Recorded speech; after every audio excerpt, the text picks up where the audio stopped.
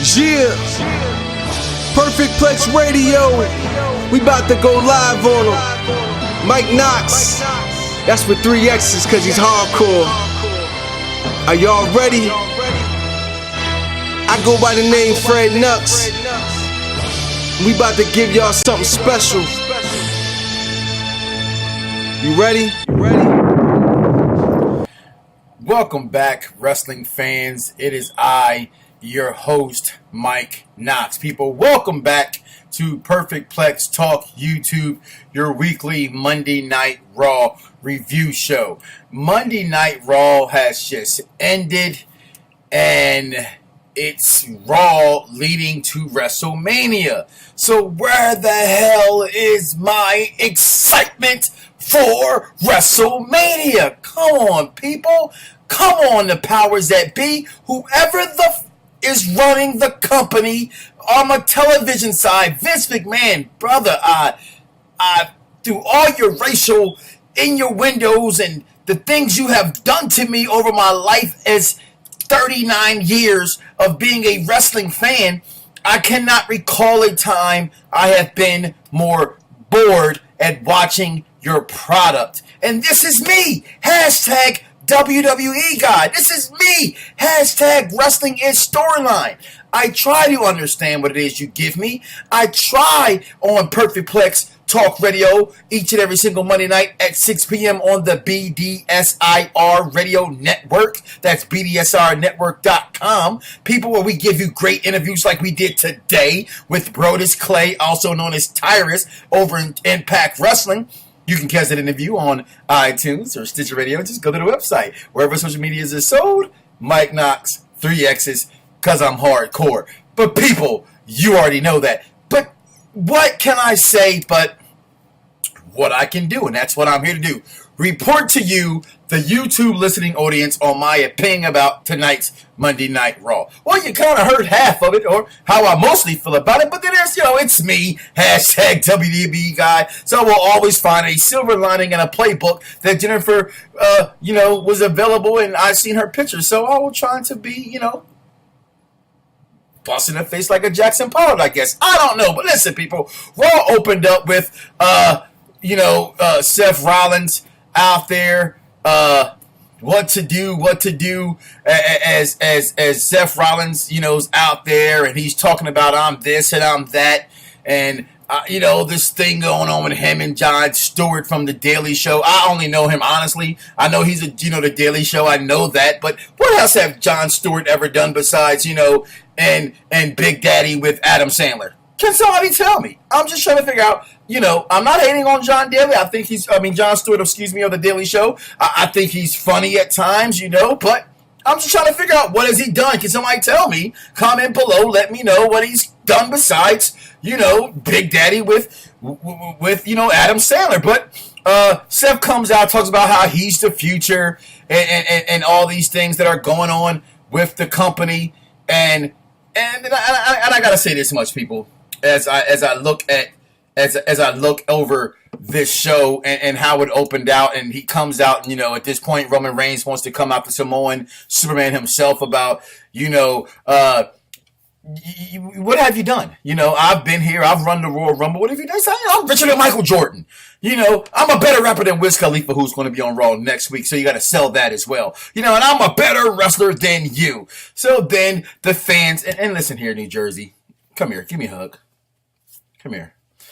I love New Jersey. I mean, damn, my sexy vibrations, beautiful, sexually induced woman comes from New Jersey. However, can we please stop with the CM Punk chants? It's getting annoying, people. You know what? It's so annoying. Look, in case you can't see my face, I'm going to take off this hat. Okay? People, can we get rid of the CM Punk chants? Please? He's not coming back. Point blank and simple, people. But, we had some wrestling on this night. Dean Ambrose taking on Bad News Barrett. Winner, of this match, Dean Ambrose, with the distraction by Luke Harper, who now is trying to intervene himself into this Money in the Bank, not really Intercontinental ladder match that Spotface called out 2 weeks ago on the program, which is Perfect Plex Talk Radio. And that happened. Miz and Mizdow did they backstage thing where we're finally going to think we're going to see the breakup of Miz and Mizdow and see that Miz, gathers all the boys and gals in the back to look at his Niagara, which is like Viagra commercial that actually the star of the commercial was Mizdow.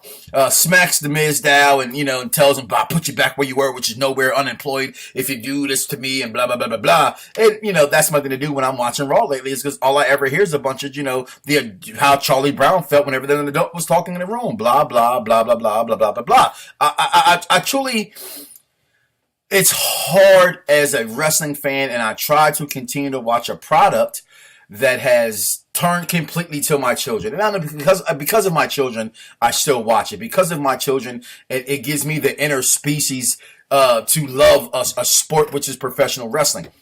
But you get from that, you go into, honestly, my MVP of the WWE right now, Bray Wyatt. These promos that he is cutting, calling out the dead man, the Undertaker, they're phenomenal. It's on Jake the Snake, Roddy Piper type time. It's just what Bray Wyatt is doing is beyond all comprehension. And I think fans, most importantly, need to pay attention to not just the words that he is saying, but how he's portraying the words and getting the words across on the television screen. I mean, Bray Wyatt, hands down, is the MVP of the WWE right now. Then we go to the mixed tag team. I told you guys, look out for it, as the Usos and wife Naomi team with Team Technician, as I dubbed them, Tyson Kidd and Cesaro, and Natty, winner of the match, is Naomi with a roll-up after Tyson Kidd tags in Natty where she's hurt. I told you guys, look for the ladies, the wives, to get interceded into this program between these guys.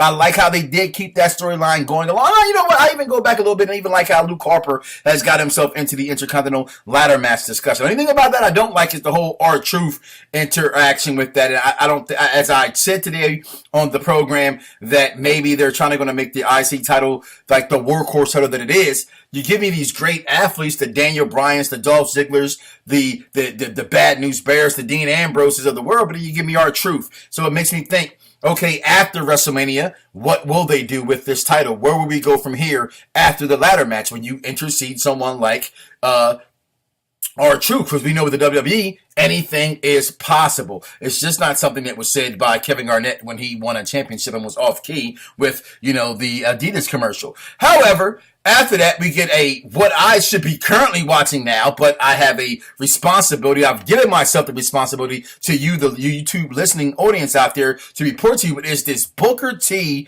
promo, great promo on the exclusive A Sentence to Greatness with Booker T. I want to follow this. I want to go see this. It's following him around his life, everything he's gone through in his personal life, as far as him going to prison, etc., the Hall of Fame, everything. I think this is great. And then, honestly, one of the brighter things of the night, it was John Cena. And it was Cena coming out, blah, blah, blah, blah, Rusev, I'm going to blah, blah, blah, blah, blah, Rusev. It wasn't that. It was Steph coming out as he was beginning to introduce himself into the Andre the Giant Battle Royal, which, for those who don't know, is coming back for his second year. Cena tries to say that he's going to enter himself into that, and Steph says, no, what gives you the right? He says, hey, I'm a 15-time champion. I've been in 10 WrestleManias. Bitch, that's what gives me the credit to say I'm going to be in a match. That's what we do, bitch. And the bitch said, you know what, John?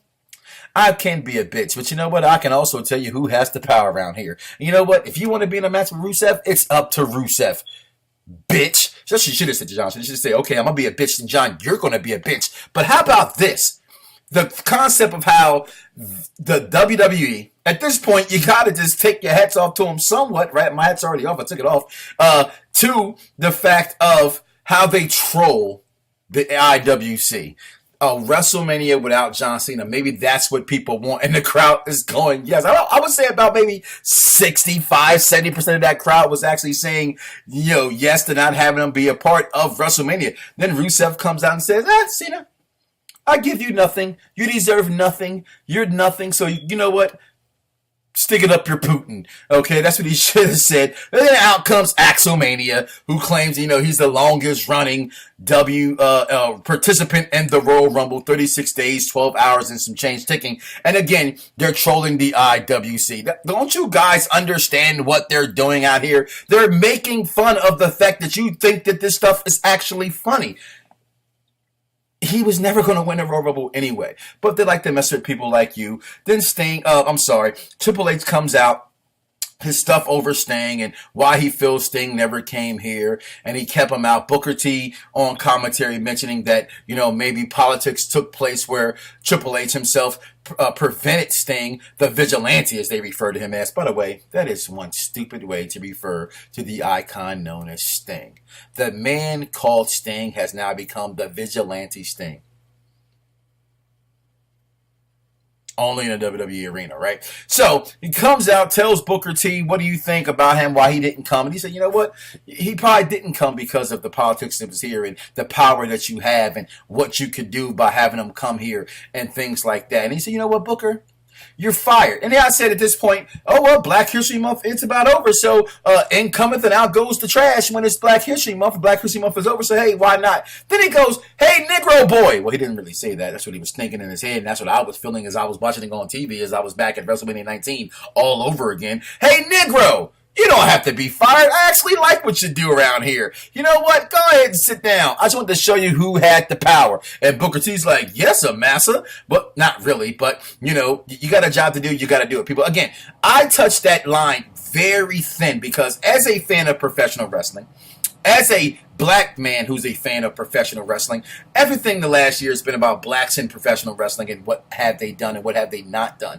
And interviewing today with, I'll give you a little bit part of this interview that I had with Brodus Clay, and he said, why, no, I didn't feel comfortable doing certain things. But at the end of the day, we have a job, and everybody's not the Denzel Washingtons in Hollywood. Everybody's not the Morgan Freemans of Hollywood, where they can get a role and play a role that's, made for a Caucasian fellow and get away with it. Yeah, I may be uncomfortable. So all this shucking and jiving talk, and even how I just poked fun at Booker T, hey, we never know what we would do and put in that position when the money's there. That's your dream, first of all. Your whole dream is to become a professional wrestler. At this point, your dream is to make it to WrestleMania and do all bigger things in front of a larger audience. So at the end of the day, when people say what they would and would not do, I truly 100% question what people really or would not do behind closed doors and if given the opportunity of what they want to come true. So let's just thread that line very carefully when we're so quick to say that someone's shucking and jiving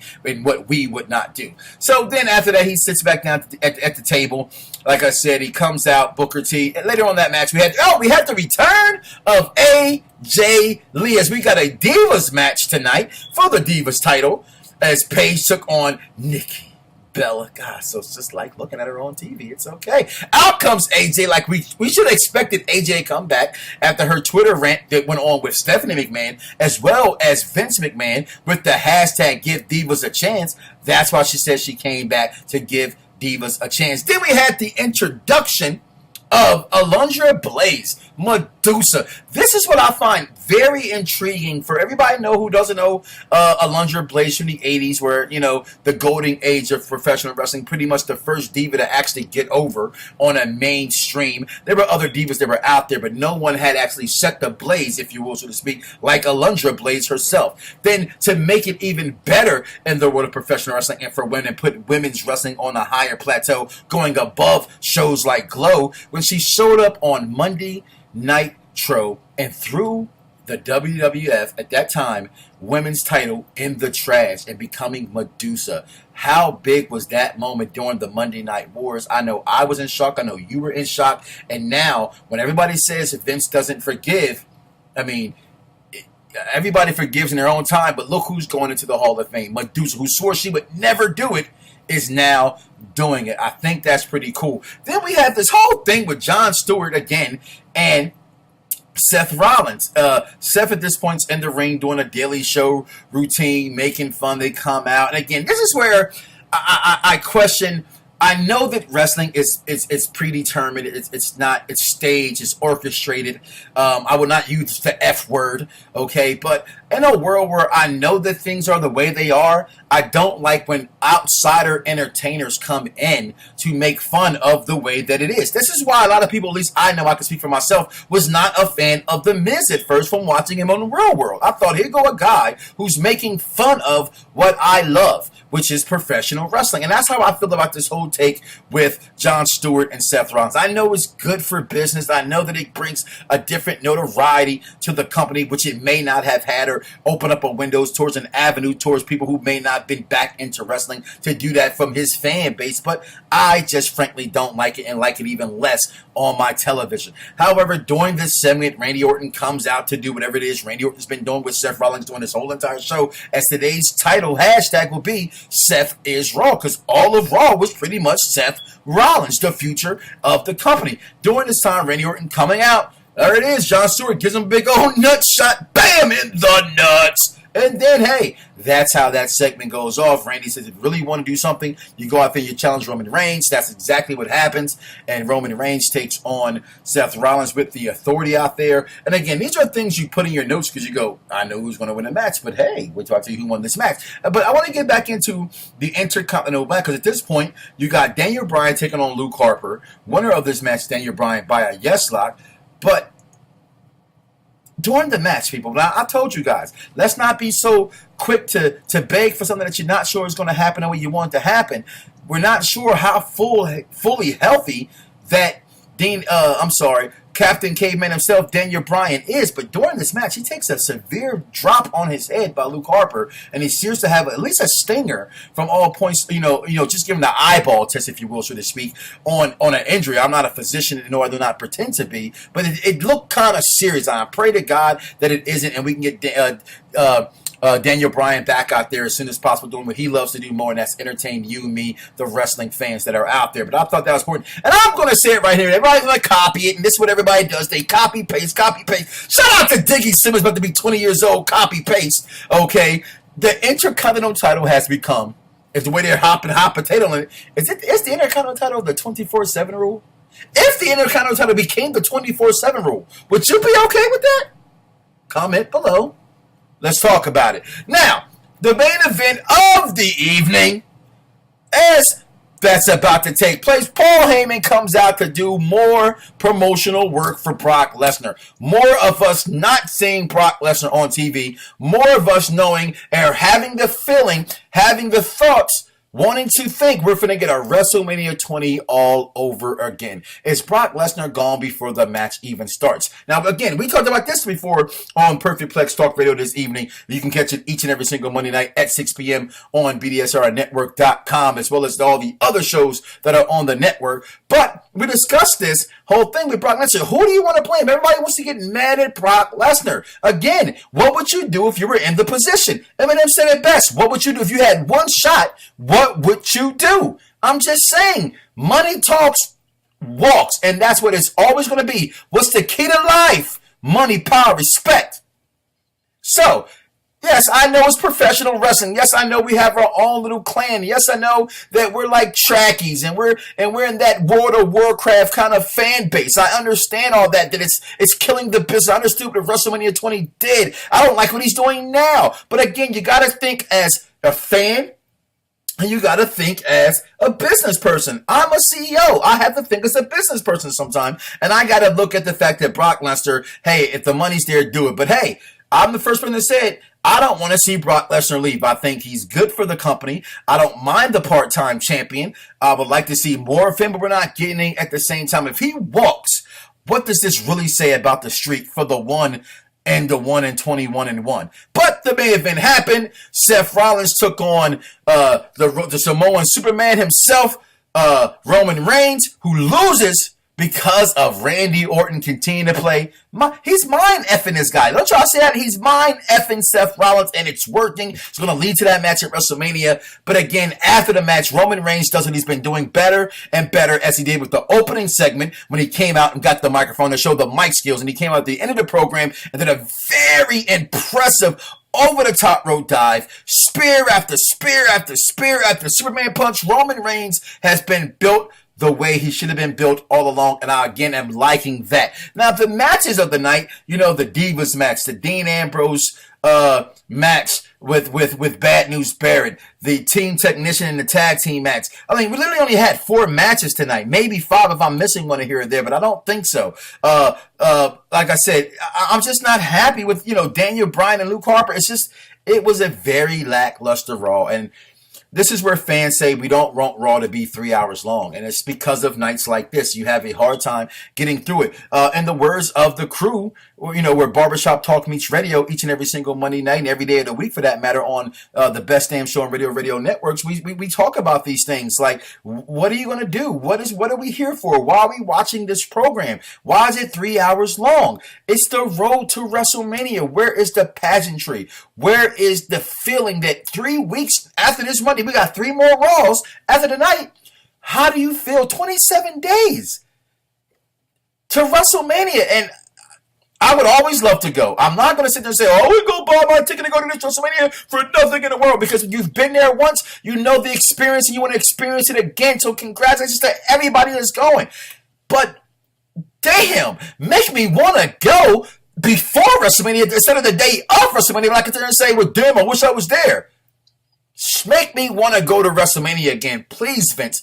Please, whatever's going on, let go of the rope and bring back professional wrestling the way it needs to be brought back. Now, overall tonight, I'm going to give this an Alundra Blaze WWF Women's Title in the trash can of WCW. Yeah, I said it, people. I am the biggest component to the WWE as far as someone always making excuses for their programming. I cannot make an excuse for this. It's a line from Baby Boy. You might have saw Baby Boy say, damn, Jody, you give them bitches at my job a reason to make fun of me. Damn, Vince McMahon, you give these friends of mine reasons to make fun of me for cheering and sticking up for yo ass. Please do something to make us want to watch Raw again. Please give me a reason to get my fans of Perfect Plex Talk Radio a reason to watch WrestleMania. Please give me a reason to sit here with my kids and let them watch WrestleMania. Well, I mean, come on, let's be real. I'm going to still watch it, but damn it, make me want to do it. Not just as out of routine that I do it. Make me excited. I remember WrestleMania 20, that 5-hour extravaganza that put me to sleep, but I was so hyped about that WrestleMania. I remember WrestleMania 28 when I was there. Y'all see it in the background. John Cena versus The Rock. I was there at Miami. Give me a reason to be excited. I don't have that reason right now. So because of that, this video is short and my time is up because, damn it, I am leaving you behind. Hey, you know who I am. Mike Knoxxx, spelt with 3 X's because I'm hardcore. If you don't believe me, ask that whore that you dated, people. We out of here. See you next week. Perfect Plex Talk YouTube. I hope next week's show is better. Yeah. Perfect Plex Radio. We about to go live on them. Mike Knoxxx, that's with 3 X's cause he's hardcore. Are y'all ready? I go by the name Fred Knoxxx. We about to give y'all something special. You ready?